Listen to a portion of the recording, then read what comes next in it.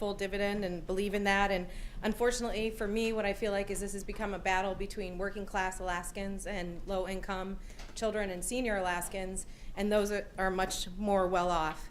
And it's always been easy to go after the dividend. And that's why that's what's in front of us now. For the last 2 years, that's been the easy solution: cut the dividend. It disproportionately impacts poor people. It disproportionately impacts working class Alaskans. It hurts rural Alaska in a way that a lot of urban Alaskans probably can't imagine.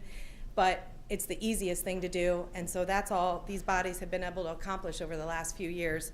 And I was reading something, Mr. Speaker, earlier, and I would like permission to read from this. Representative Tarr. And this is about programs that require low-income Americans to participate in classes to get access to their benefits. And it says, the rationale for policies like this is supposedly to ensure that the funds government provides to citizens are used well. However, subsidies for the rich and middle-class citizens generally don't come with these strings attached. We don't require beneficiaries of an estate tax exemption or a mortgage interest tax deduction to pass a financial literacy course, for example. The contradiction points to an underlying belief that low-income Americans, and in this case, I think Alaskans, don't know how to manage their money as well as the rich do, or the government, when the exact opposite is true. The very nature of poverty means that the poor are often the very savviest budgeters of all. This is born out of necessity. If you have limited income, the daily trade-offs you face prompt you to watch your finances more closely.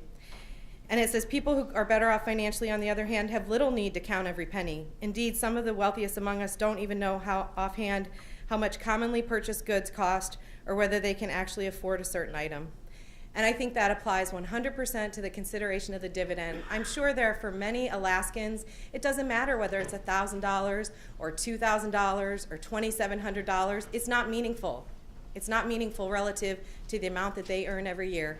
They put it away in a college fund for their kids. And good for them, good for those kids that they're going to have that opportunity. But there are thousands of Alaskans who rely on this for their everyday needs so that they can provide housing for their family, so that they can provide heat for their family, and so that they can provide medical care and food and other basic necessities. So at some point, as I've said before, I hope that this legislature can do the right thing and do something that's fair to all Alaskans instead of asking the biggest commitment from the ones that have the least among us. And cutting the PFD is what that does.